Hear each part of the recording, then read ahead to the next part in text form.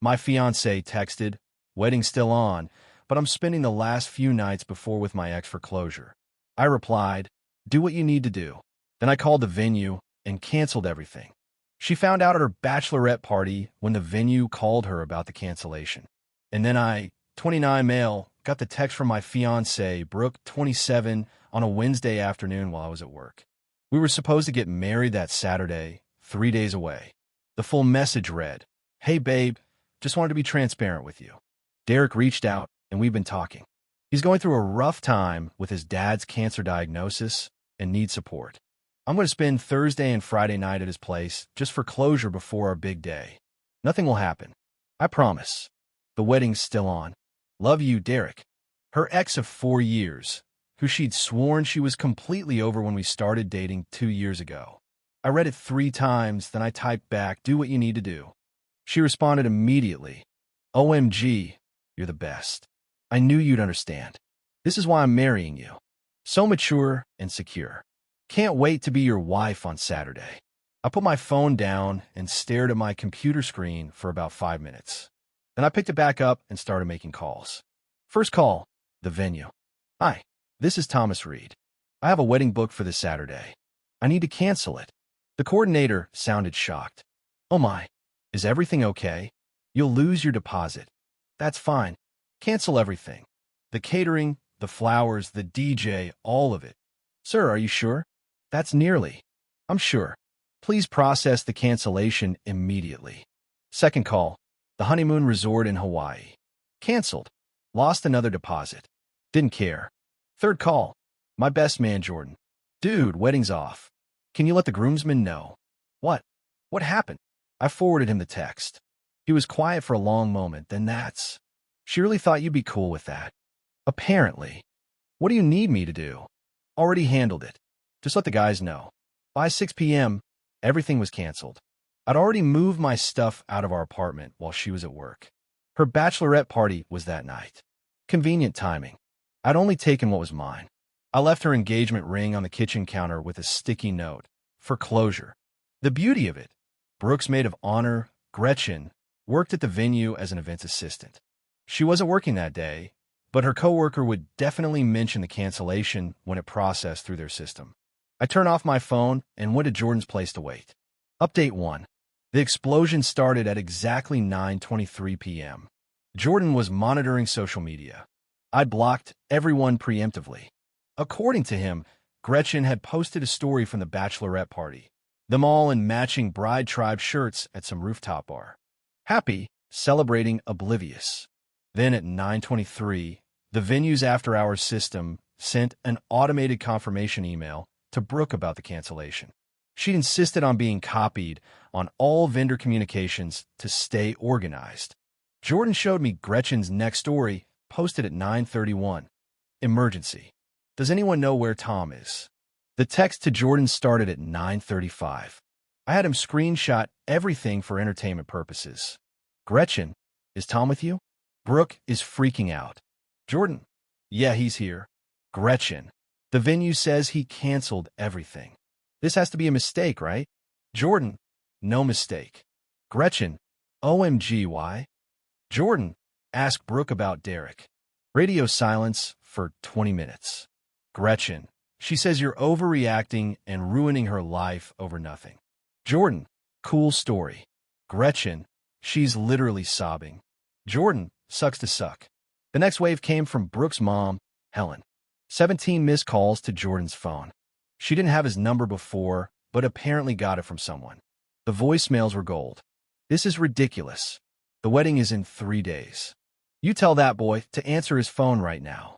We have family flying in from across the country. He's being a child. Brooke did nothing wrong. We're going to sue him for the deposits. Good luck with that, Helen." Everything was in my name. But here's where it gets really good. Around 11 p.m., Derek himself started texting Jordan. "How did all these people get his number?" Derek, "Bro, tell Tom this is all a misunderstanding. Brooke was just being nice because my dad's sick. Nothing was going to happen. He's really going to throw away everything over 2 nights? Tell him to be reasonable."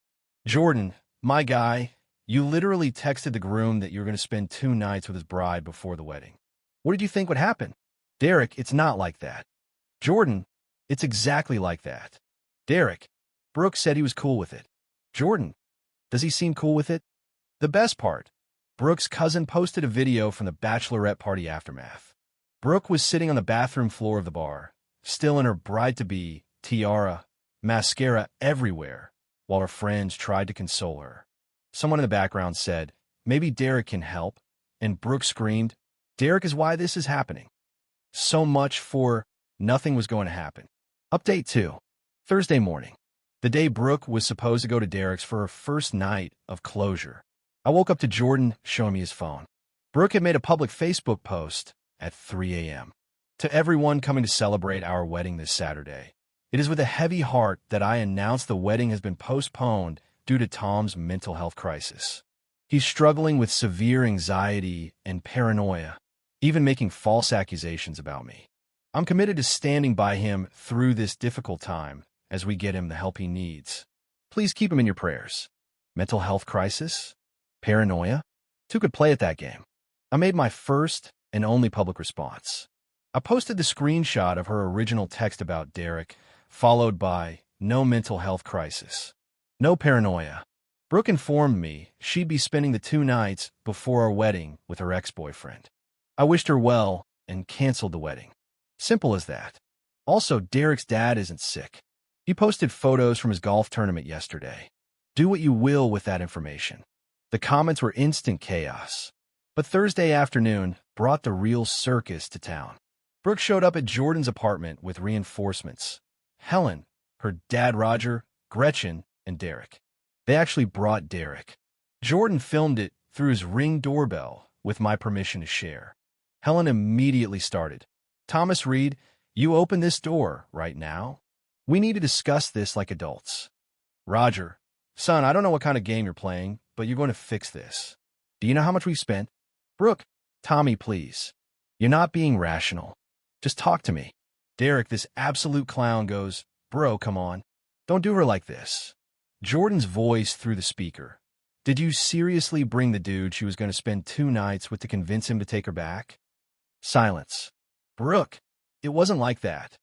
Jordan, "Then what was it like?"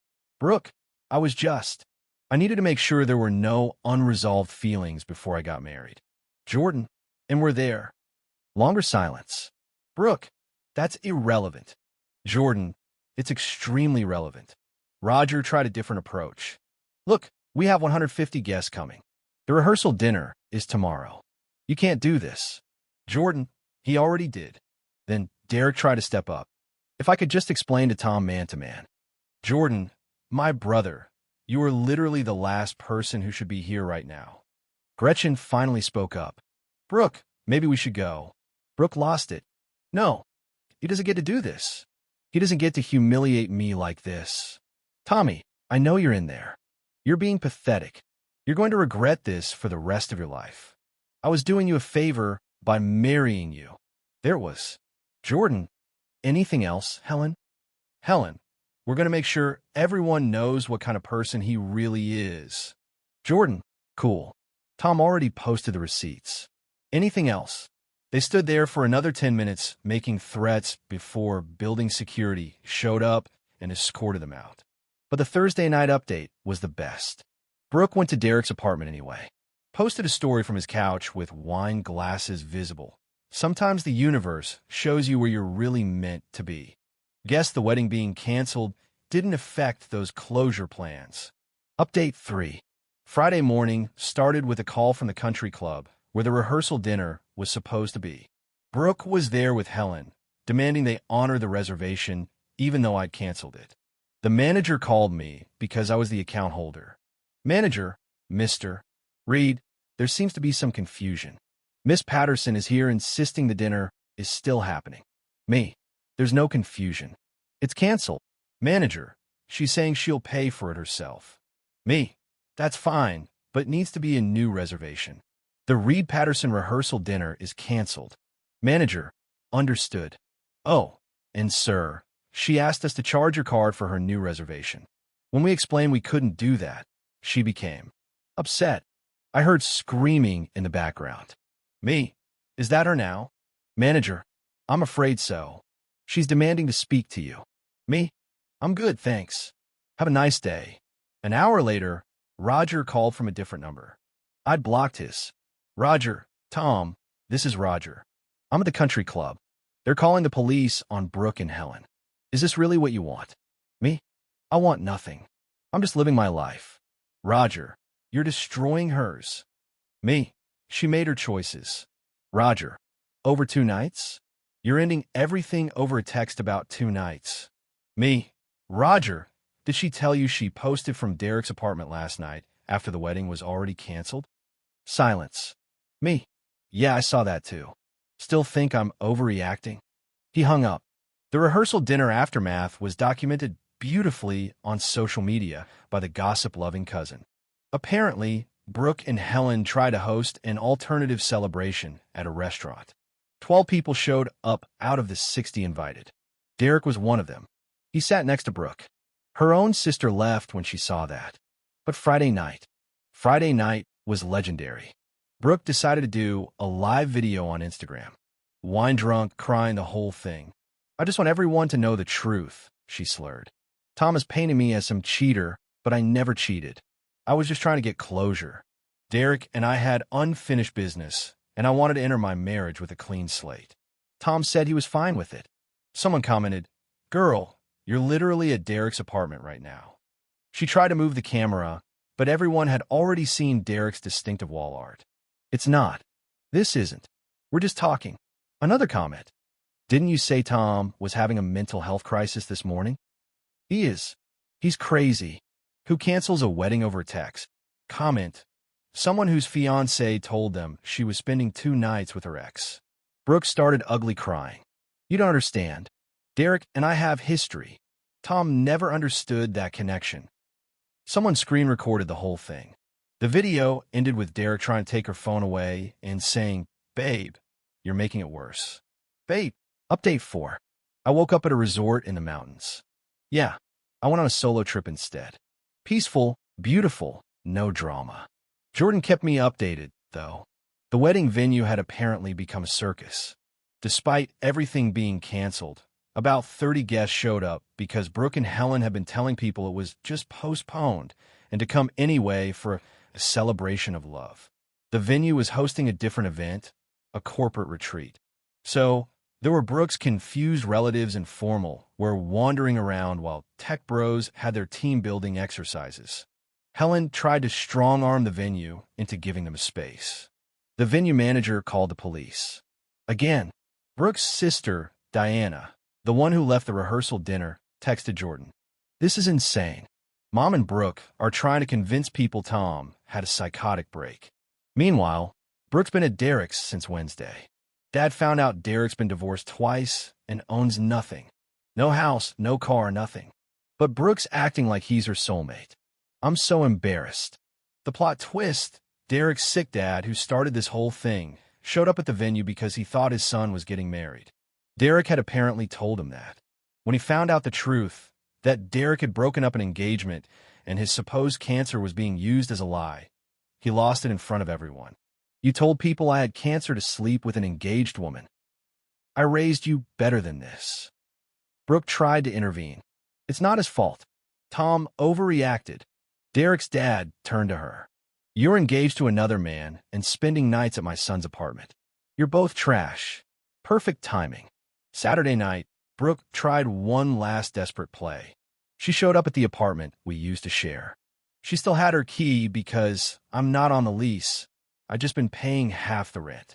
She texted me a photo of her in her wedding dress, standing in what used to be our bedroom. This could have been our night. I'm here if you want to talk. I replied, you should check your email. I'd sent her notice that I'd already informed the landlord I'd moved out and wouldn't be paying next month's rent. She couldn't afford it so low. You can't do this. Did it? Good luck with everything. Where am I supposed to live? Derek seems comfortable. She sent 43 voice messages. I didn't listen to any of them. Final update. The fallout has been spectacular. Brooke and Derek are officially together. They moved in together after she got evicted. She couldn't make rent, into a studio apartment in his mom's basement. Yeah, Helen and Roger are getting divorced. Turns out Roger was furious when he learned the truth about Derek not being some successful guy Brooke painted him as. He also discovered Helen had been encouraging the whole closure thing because she thought Derek had money from a settlement. When Roger confronted her, Helen admitted she'd never liked me because I wasn't ambitious enough. I'm a software developer making six figures, but okay. Roger sent me an apology email. Tom, I'm sorry. I failed as a father. I should have raised her better. You dodged a bullet. I wish I had your courage to walk away. Derek's dad reached out, too. Kid, I'm sorry my son is a disappointment. You seem like a good man. His mother and I are cutting him off until he grows up. The best part, Brooke's been trying to plan a wedding with Derek. She called the same venue to book it. They declined. She tried 3 other venues in the area. Turns out they all have a blacklist for problematic clients, and Helen's 2 police incidents got them on it. Her cousin, the one who kept posting everything, told Jordan that Brooke's been complaining that Derek won't propose. He keeps saying, we don't need a piece of paper, and what we have is beyond marriage. She threw a fit at Thanksgiving when Derek mentioned he doesn't believe in marriage anymore after his 2 divorces. According to Diana, Brooke screamed, "You ruined my life for nothing." Derek's response, "I thought you loved me for me, not for a wedding." They're still together, miserably from what I hear. She keeps trying to make it look perfect on social media, but people have caught Derek on dating apps. She pretends not to know. As for me, I'm doing great. Got promoted at work. Turns out not having wedding stress improved my performance. I started dating Elise from my rock climbing group. She thinks the whole story is hilarious and says she would have done the same thing. We're taking things slow. No rush, no pressure, no ex-boyfriends needing closure. Funny thing, I ran into Gretchen at a coffee shop last week. She apologized for her part in everything, said Brooke had been texting Derek for months before that Wednesday, planning their closure nights. She'd even bought special lingerie for it. Gretchen had tried to talk her out of it, but Brooke was convinced I was too much of a pushover to do anything about it. Guess she was wrong. The red flags were everywhere. The way she'd compare me to Derek constantly. How she'd text him just as friends, but hide her phone. The time she said I was lucky she chose me during an argument. The wedding would have been a mistake. The divorce would have been expensive. The text about Derek was a gift, really. Oh, and last week, Derek's ex-wife reached out to me on social media. Heard what happened. Welcome to the club of people who escaped that train wreck. By the way, he'll cheat on her within 6 months. He cheated on me with 3 different women. I told her, not my circus anymore. And it's not. It's really, really not. Edit for everyone asking. Yes, I got some deposits back. The photographer was cool about it and refunded 50%. The cake lady felt bad and gave back everything except the materials cost. The venue and catering kept theirs as per the contract. Worth every lost penny for my freedom. Edit 2. Stop asking for Elise's climbing gym info. That's weird. Also, Brooke, if you're reading this, Derek's on Bumble as of yesterday. Diana sent screenshots. Have fun with that.